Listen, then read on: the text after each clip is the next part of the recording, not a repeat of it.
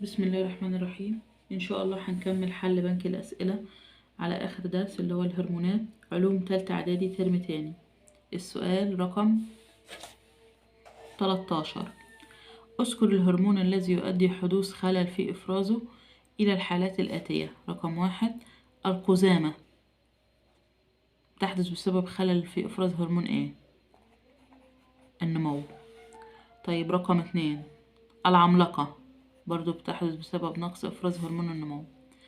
طيب رقم زيادة إفراز هرمون النمو. رقم 3: التضخم البسيط، مين الهرمون اللي بيسببه؟ هرمون الثيروكسين. طب التضخم الجحوظي برضو هرمون الثيروكسين. طب البول السكري هرمون الانسولين. طيب بعد كده السؤال رقم 14: اذكر أهمية أو وظيفة كل من الغدد الصماء. وظيفتها ايه؟ وظيفتها إفراز الهرمونات. طيب الهرمونات فايدتها ايه؟ تنظيم العمليات الحيوية في جسم الكائن الحي. طيب رقم 3: هرمون النمو وظيفته ايه؟ تنظيم النمو العام بالجسم. رقم 3: تنظيم النمو العام بالجسم والتحكم في نمو العضلات والعظام وأعضاء الجسم المختلفة. طيب بعد كده رقم 4: الهرمون المنشط للغدد الثديية وظيفته ايه؟ بيحفز الغدد الثديية لإفراز اللبن أثناء عملية الرضاعة.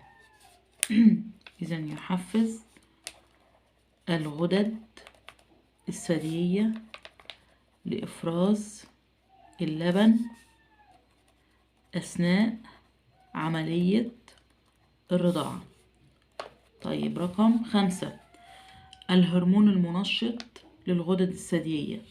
الهرمون المنشط للغدد التناسلية تنظيم نمو وتطور الأعضاء التناسلية وتنشيط الغدد التناسلية لإفراز هرموناتها قرب سن البلوغ. إذن تنظيم نمو وتطور الأعضاء التناسلية وتنشيط الغدد التناسلية لإفراز هرموناتها قرب سن البلوغ. طيب بعد كده رقم 6: هرمون الكالسيتونين وظيفته ايه؟ ضبط مستوى الكالسيوم في الدم. طيب بعد كده رقم 7: هرمون الجلوكاجون وظيفته ايه؟ رفع مستوى سكر الجلوكوز إلى المستوى الطبيعي. دي رقم 7: رفع مستوى سكر الجلوكوز إلى المستوى الطبيعي عن طريق تحفيز الكبد على إطلاق الجليكوجين وتحويله إلى سكر في الدم. طيب بعد كده رقم 8: هرمون الأنسولين وظيفته ايه؟ العكس. رقم 8: خفض مستوى سكر الجلوكوز في الدم عن طريق تحفيز خلايا الكبد على تخزين الجلوكوز الزائد عن حاجة الجسم في صورة جلايكوجين في الكبد. إذا وظيفة الأنسولين خفض مستوى سكر الجلوكوز في الدم عن طريق تحفيز خلايا الكبد على تخزين الجلوكوز الزائد عن حاجة الجسم في صورة جلايكوجين في الكبد. طيب رقم 9، الغدتان الكظريتان وظيفتها ايه؟ رقم 9، الغدتان الكظريتان بتفرز هرمون الأدرينالين اللي بيحفز أعضاء الجسم المختلفة للاستجابة السريعة في حالات الطوارئ مثل الخوف والغضب والانفعال. إذن إفراز هرمون الأدرينالين الذي يحفز خلايا الجسم أو أعضاء الجسم على الاستجابة السريعة للمواقف الصعبة مثل الخوف الشديد أو الانفعال أو الغضب. طيب رقم 10، هرمون الأدرينالين وظيفته ايه؟ نفس الوظيفة، إفراز هرمون الأدرينالين بيحفز أعضاء الجسم على الاستجابة السريعة للمواقف الصعبة مثل الخوف الشديد والانفعال والغضب. طيب رقم 11، هرمون التستوستيرون. رقم 11، هرمون التستوستيرون بيعمل ايه؟ ظهور الصفات الجنسية الثانوية في الذكور. ظهور الصفات الجنسية الثانوية في الذكور. طيب هرمون البروجسترون وظيفته ايه؟ تحفيز نمو بطانة الرحم. تحفيز نمو بطانة الرحم. طب هرمون الاستروجين فايدته ايه؟ ظهور الصفات الجنسية في الإناث. ظهور الصفات الجنسية في الإناث. طيب رقم 14، تخليق هرمون النمو البشري فايدته ايه؟ علاج الأطفال الأقزام. علاج الأطفال الأقزام. السؤال اللي بعد كده،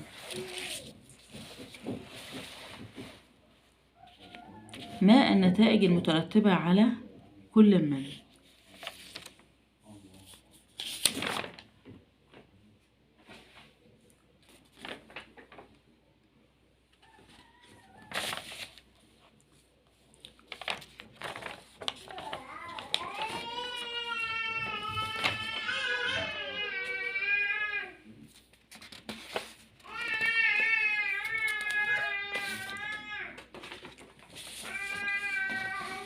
رقم 1،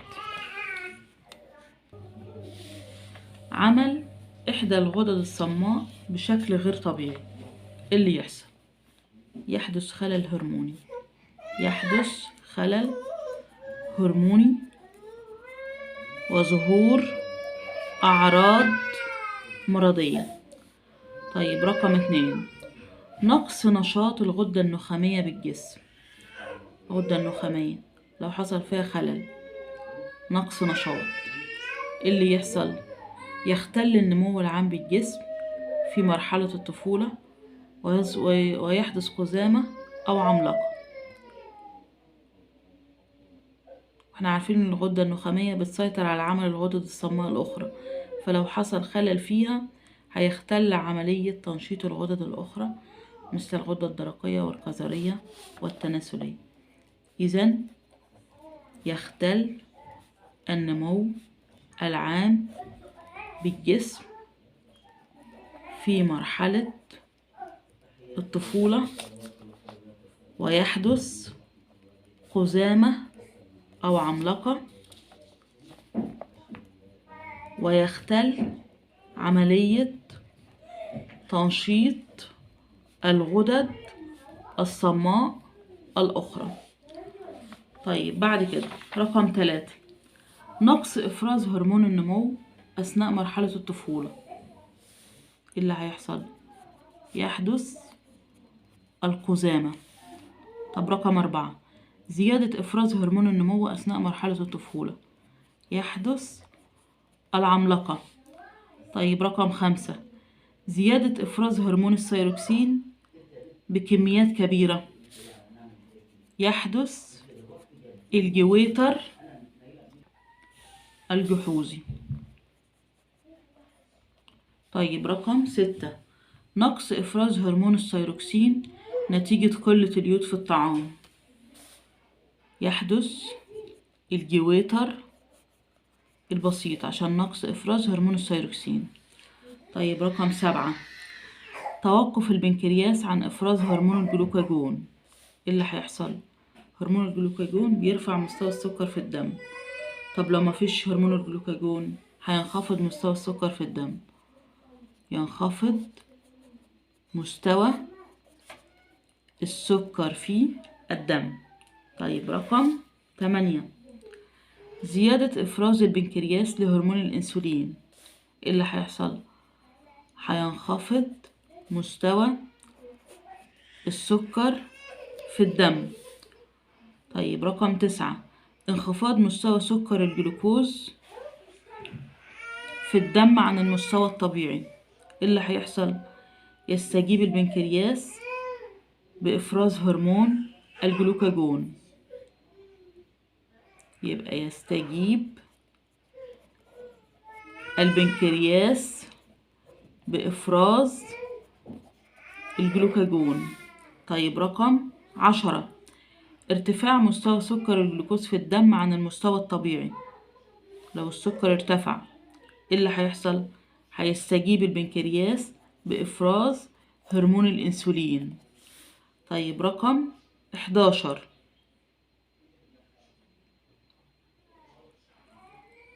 عدم قدرة خلايا الجسم على امتصاص سكر الجلوكوز في الدم، هتزداد نسبته في الدم ويحدث البول السكري. تزداد نسبته في الدم ويحدث البول السكري. طيب رقم 12 تعرض شخص لموقف مخيف كهجوم كلب شرس. ايه اللي هيحصل؟ هتستجيب الغدة النخامية بإفراز هرمون منشط للغدة الكظرية، وبالتالي الغدة الكظرية تفرز هرمون الأدرينالين لمواجهة هذا الموقف بالهروب منه. إذن رقم 12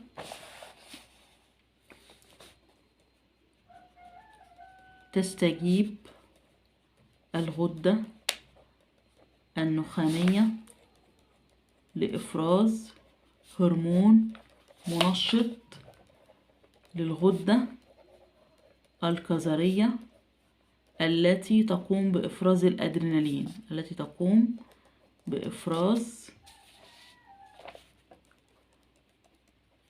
الأدرينالين، للاستجابة للموقف. يعني الأدرينالين هيحفز أعضاء الجسم الاستجابة بالموقف بالهروب منه. طيب رقم 13 عجز المبيضان في الأنثى عن إفراز هرمون الإستروجين قرب سن البلوغ. اللي يحصل لن تظهر الصفات الجنسية الثانوية على الإناث، لن تظهر الصفات الجنسية الثانوية على الإناث. طيب رقم 14 إدخال الجين البشري الذي يحمل تعليمات تخليق هرمون النمو البشري في حمض DNA بالخلايا البكتيرية. اللي هيحصل تمكن العلماء من تخليق هرمون النمو البشري بكميات وفيرة. إذا تمكن العلماء من تخليق هرمون النمو البشري بكميات كبيرة. طيب بعد كده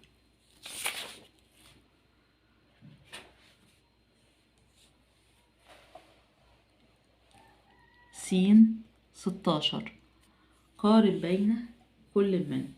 رقم 1 القزامة والعملاقة من حيث السبب. القزامة سببها ايه؟ نقص إفراز هرمون النمو من الغدة النخامية في مرحلة الطفولة. طب العملاقة سببها ايه؟ زيادة إفراز هرمون النمو من الغدة النخامية في مرحلة الطفولة. طب مظهر الخلل، يعني القزامة دي المظاهر بتاعتها ايه؟ توقف نمو الجسم فيصبح الفرد قزما. طب والعملاقة نمو مستمر في عظام الأطراف فيصبح الشخص عملاق. طيب رقم 2 التضخم البسيط والتضخم الجحوزي من حيث السبب. التضخم البسيط والتضخم الجحوزي من حيث السبب. التضخم البسيط بيحدث بسبب نقص إفراز الغدة الدرقية لهرمون الثيروكسين لقلة اليود في الطعام.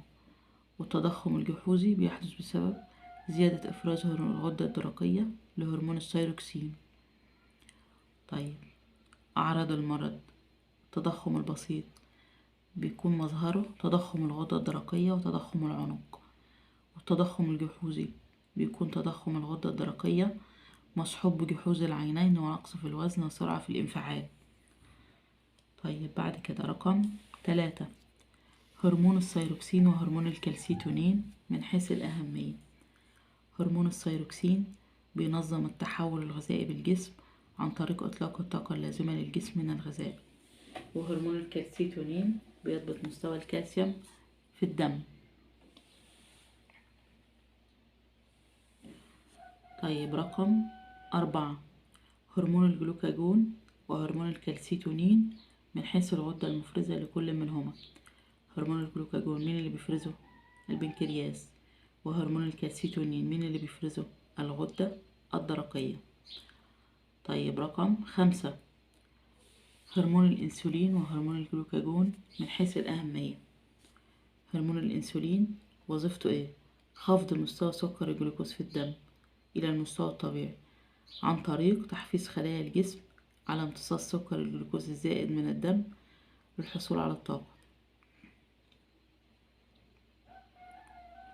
طيب هرمون الجلوكاجون من حيث الأهمية رفع مستوى سكر الجلوكوز في الدم إلى المستوى الطبيعي عن طريق تحفيز خلايا الكبد على تحويل الجليكوجين إلى سكر جلوكوز ينطلق في الدم. طيب رقم 6 الخصيتان والمبيضان من حيث الإفراز الهرموني. الخصيتان بتفرز هرمون التستوستيرون. وأهمية الهرمون ظهور الصفات الجنسية الثانوية في الذكور. طيب المبيضان بيفرزوا ايه؟ هرمون الاستروجين اللي بيظهر الصفات الجنسية الثانوية عند الإناث. وكمان المبيض بيفرز هرمون البروجسترون اللي بيحفز نمو بطانة الرحم. طيب رقم 7 هرمون التستوستيرون وهرمون الاستروجين من حيث الغدة المفرزة. هرمون التستوستيرون من الغدة اللي بتفرزه الخصيتان. وهرمون الاستروجين من اللي بيفرزه المبيضان. طيب من ناحية الأهمية التستوستيرون بيظهر الصفات الجنسية الثانوية في الذكور. والاستروجين بيظهر الصفات الجنسية الثانوية في الإناث. السؤال اللي بعد كده س 17 ادرس الأشكال والمخططات التالية ثم أجب. رقم 1 الشكل المقابل يعبر عن أحد الغدد الصماء في جسم الإنسان. ما اسم الغدة إكس؟ الغدة الدرقية. وما اسم الغدة المنظمة لعملها؟ يعني مين اللي بيسيطر على عملها؟ الغدة النخامية. اذكر أهم إفرازات هذه الغدة. الثيروكسين والكالسيتونين. إذن الغدة الدرقية بتفرز هرمون الثيروكسين وهرمون الكالسيتونين.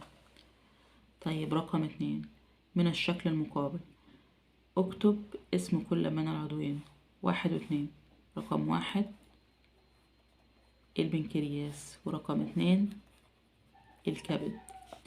طيب رقم ب اذكر العلاقة بين 1 والعضو 1 والعضو 2. عند انخفاض مستوى السكر في الدم يفرز البنكرياس هرمون الجلوكاجون اللي بيحفز خلايا الكبد على تحويل الجليكوجين إلى جلوكوز. طيب رقم 3، في المخطط التالي استبدل الأرقام بما يناسبها من بيانات.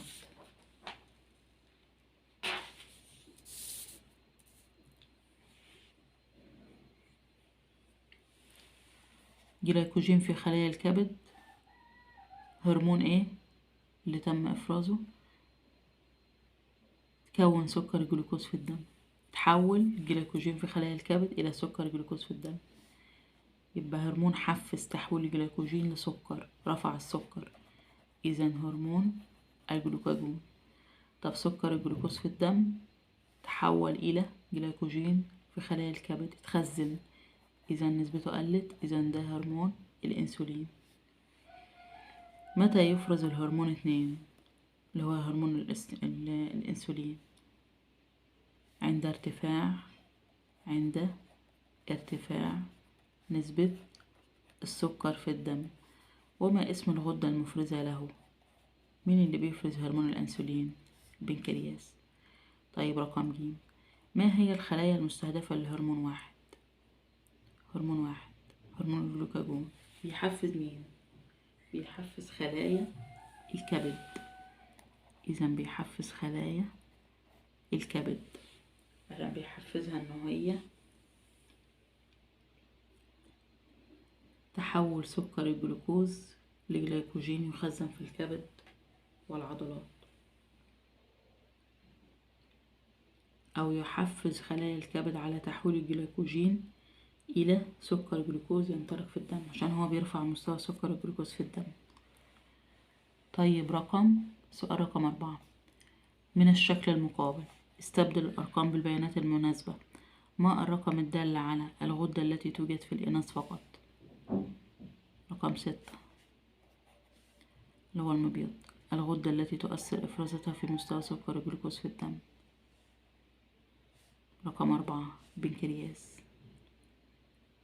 طيب رقم 3، الغدة التي تتحكم في إفراز الغدة 5،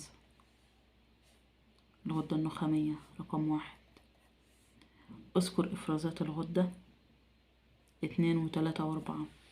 إفرازات الغدة رقم 2 اللي هي الغدة الدرقية بتفرز ايه؟ كالسيتونين والسيروكسين. الغدة رقم 3 الغدة الكظرية تفرز هرمون الأدرينالين. الغدة رقم 4 البنكرياس تفرز هرمون الإنسولين والجلوكاجون. طيب رقم د، بماذا تلقب الغدة رقم 1 اللي هي الغدة النخامية؟ سيدة الغدد الصماء. ولماذا؟ لأنها تفرز هرمونات أو مجموعة من الهرمونات تسيطر على عمل الغدد الصماء الأخرى. طيب رقم ه، ما عدد فصوص الغدة 2 اللي هي الغدة الدرقية؟ بتتكون من فصين. طيب رقم واو، حدد موضع الغدة 4 بالجسم. غدة 4 بين 12 اللي هي البنكرياس، يعني بين 12 والأمعاء الدقيقة.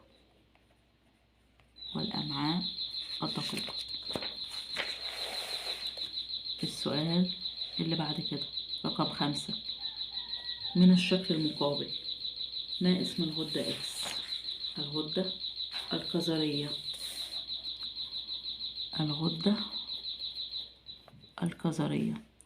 اذكر وظيفة الإفراز الهرموني للغدة إكس. إن هي بتفرز هرمون الأدرينالين اللي هو بيحفز أعضاء الجسم الاستجابة السريعة للمواقف الطارئة. يحفز أعضاء الجسم للاستجابة للمواقف الطارئة. طيب رقم ج، ما اسم الغدة التي تؤثر على عمل الغدة إكس؟ الغدة النخامية. يعني الغدة الكظرية بيوصل لها هرمون عشان تفرز الأدرينالين، بيوصل لها هرمون من الغدة النخامية. طيب رقم 6، من الشكل المقابل ما الهرمون الذي يسبب التغير في تركيز السكر في الدم من إكس لواي؟ من إكس السكر كان منخفض وبعدين زاد يبقى الهرمون اللي هو رفع نسبة السكر في الدم مين؟ الجلوكاجون. وما الغدة المفرزة له؟ مين اللي بيفرز الجلوكاجون؟ البنكرياس.